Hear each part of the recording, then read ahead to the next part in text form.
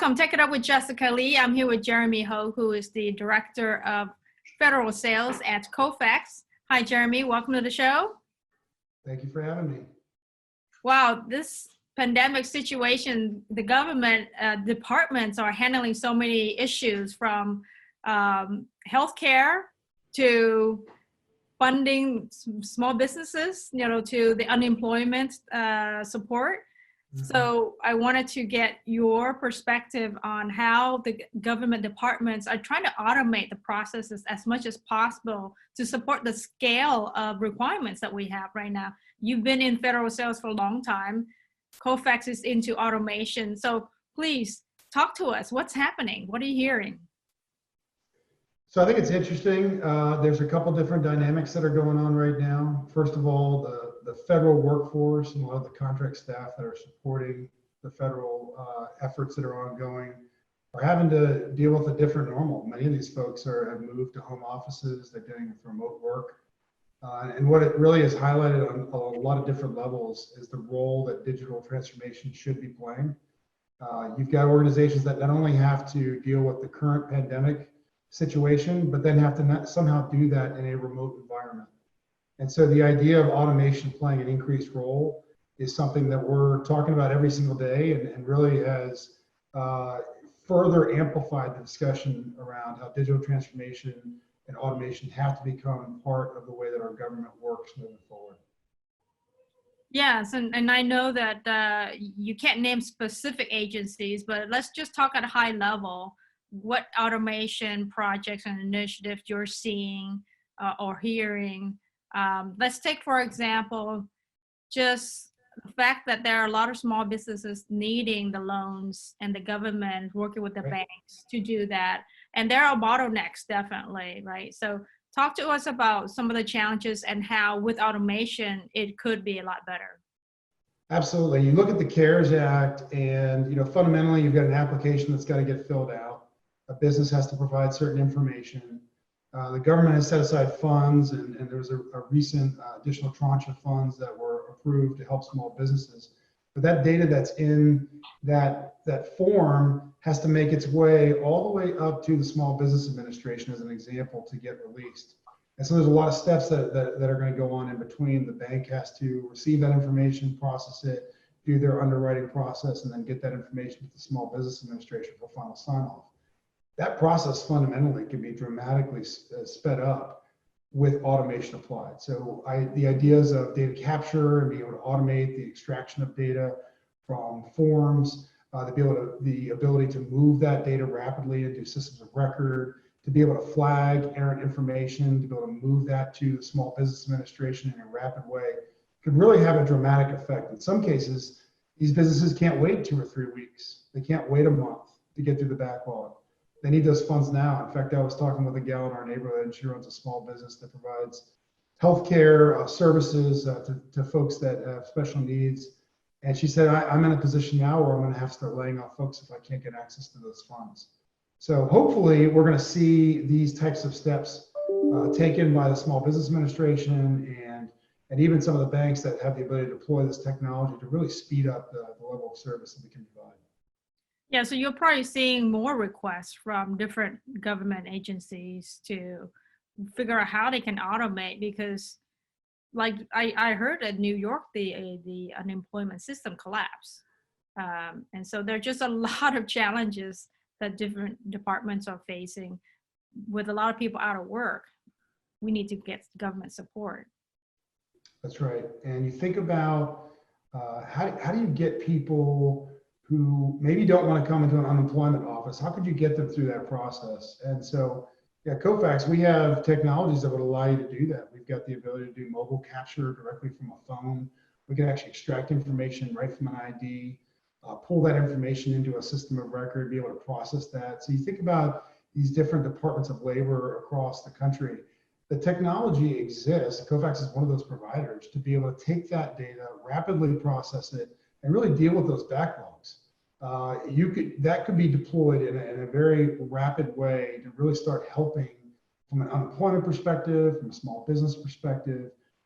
Those technologies could get deployed very quickly to help solve this problem. But with this crisis that's happening now, are there exceptions to the rules in the way you're conducting business with the government agencies? Because I know there's like the purchasing cycle. Yep. There, it's like the way the budget is allocated and spent and all that. But with the crisis like this, are there some changes that will enable them to execute? Sure. Yeah, there are a number of different ways that the government can transact in situations where there are urgent needs. Mhm. There's a thing called Other Transaction Authority. The Department of Defense uses that quite a bit. The FEMA has special guidelines that they can use to make acquisitions in the time of a crisis or a national emergency. So the challenge is you've got to get to the right people. They've got to understand what they're buying, and you've got to have all the ducks in a row, so to speak, to be able to get the acquisition done. But absolutely, the government has the ability to move quickly in these cases. And in some cases, there are government leaders that maybe just don't know that these technologies exist or know how to pull these together. And that's the role that companies like Kofax can play in helping advise them. Yes, and I think that with your expertise, you can certainly step in to help them figure out the strategy and the processes that can be automated, and help with convincing the committee, right? Because it's a group decision making, not one person.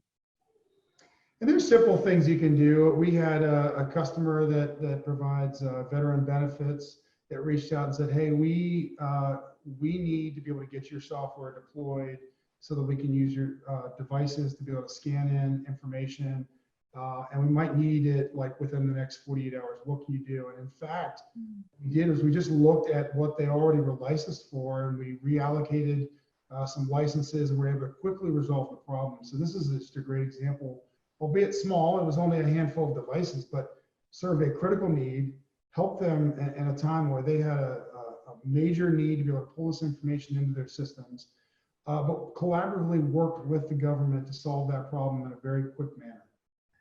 Yeah, and I think that will open up opportunities for you to address other challenges they may have, given the collaboration, the experience they've had with you.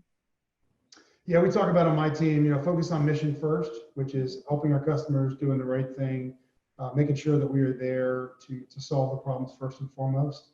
And if we focus on that piece, the rest of it's going to take care of itself from a business perspective downstream. Now you're sheltering in place, and then so is everybody else. How has it been for you working remotely with these government folks? Well, I think, we all have our challenges. I've got 3 kids at home and a wife that also is working from home. Our government counterparts are dealing with some of the exact same dynamics. And, I think it's amazing how the human spirit allows us to be adaptive in these situations. We've all just adapted to this new normal, which is you accept that there might be a kid screaming in the background. There might be some clanging, or someone might walk into a room in the middle of a meeting, and where these things may have been completely unacceptable just 2 months ago, now all of a sudden are just part of the way we do business. We move on, and we continue to focus on what we need to do to get business done. And do you think that this remote working behavior will actually stay even once we're able to, or safely able to travel around? I think this has had a dramatic effect on agencies realizing that they need automation, they need different levels of digital transformation, that they are highly reliant on a workforce that has to come to the office every single day. I won't get into the agency name, but obviously I have an extensive network of friends that work in the federal space. And one individual who does security work in the government said that the agency that he supports, their VPN just completely failed. Too many people are logging in. And so, and that's just one example. There's many examples across the automation space where having the ability for a digital workforce to augment what the workers can do would be huge value add in this time, especially when you start looking at maybe a contract wasn't designed for the type of surge requirements that are going on right now. That's where a digital workforce can really play a key role in providing surge capacity for an agency. And I wonder, with the government agencies shut down and they're not ready to do 100% remote work, That's Uh, right. what can they do now? Even though, yes, they don't have everything in place, but how can they minimize this negative impact because they weren't ready for this 100% working from home situation? Yes, I think every agency's got different approaches they're having to apply, and there's lots of different aspects to the way they have to conduct their work that plays out. I mean, if you're in the national security space, your job's a lot more challenging right now because you don't have Mhm. the security requirements in your home office necessarily, but everyone's adapting to that new normal and finding different ways. The conversations that we're having are, how do you deploy that digital workforce to enhance what you've got right now? Maybe it's not the perfect solution long term, but what can you do in the short term to stand up capability, to support your staff, to do certain things? That's the role that robotics can play. That's the role that other automation capabilities that Kofax offers can play to help support our government customers. And we're seeing a lot of these requirements, in some cases, accelerated. We've continued to see RFQs and RFPs hit the street, as we say. The requirements are still coming out because the government realizes they've got to continue to get this stuff done. Yeah. Digital transformation is not going to happen if you stop work and don't continue on with these. But there's short-term things that can be done as well, and we're engaged in many of those conversations on existing programs. Yeah, I think that part of the workforce can work from home and part cannot and needs to be on site because of security challenges. I know a friend of mine is in Homeland Security and she says they have to go in, but because there are less people in the office now, they do have the 6 feet distance internally in the office. But I mean, I think that a lot of what we do now working remotely, like collaboration, video conferencing to conduct business, will probably stay. I mean, the unnecessary travel. Personally, I like the fact that it's less commuting time, so it's more quality time at home, right? So I anticipate that even once we're back to normal, the business conversations, a lot of it will remain remote. I think you're right. I think we've even seen from a deployment perspective that previously customers that insisted on doing everything on site have started to say, well, we're going to have to think about how we can do this a little bit differently. Sure, there might be certain protections in place, or we might have to put certain security measures in place, but we're gonna have to continue to transact business. So on the deployment side, we're seeing some changes in the way that some of our customers are operating. We're also seeing that we have a number of customers that really just are embracing the overall automation message too. They're saying we're going to have to look at this much more closely. And so, as I stated before, this idea of robotics and other technologies playing a role, being able to have teams disparately located across a portfolio of offices, maybe they're home offices, maybe they're across the country. All of these things are starting to become part of the discussion that previously maybe would not have been such a sense of urgency to get accomplished. And now we're seeing that folks realize they're a bit more vulnerable to be able to continue business if they don't have these capabilities in place. Where do you see the automation being a lot more advanced than others in the government departments? Which one is actually very innovative and moving fast? Yeah, I think you see places like DoD's Joint Artificial Intelligence Center is an area of strong support around automation. Its core mission is around AI, but they see automation as a key enabler. You've got organizations like GSA that have played a key role in this. Treasury has leaned in very substantially, has a number of automation projects. Health and Human Services as a department, a number of organizations within HHS have really leaned in. But we're still on the front end of this. I mean, if you look at where the private sector is relative to the government, I think one study pegs it, the total bots deployed in production is maybe in the couple hundred range to maybe 1,000 or so. And in fact, you look at in the commercial marketplace, and there are customers that have hundreds of bots, just a single company. So we're very much on the front end from a federal market perspective. But that's also an exciting time. And the government has different challenges too. When you're talking about providing someone veteran benefits, or you talk about denying someone benefits in a healthcare program, or you talk about TSA's pre-check program, or any of these government programs that touch the U.S. citizens, you've got to be very careful about how you deploy automation. Mm. So I think it's okay that we're taking our steps, but we are seeing the automation community at large. We are seeing quite an uptick, and I think this event will dramatically speed that up as we get out of this and start thinking about the new way that we do work. That's exciting.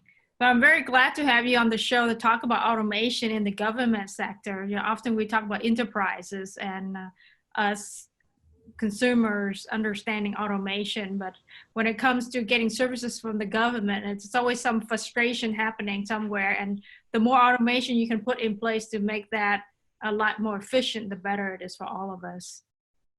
That's right. I think in the end, this is about deploying services and helping our government operate more efficiently.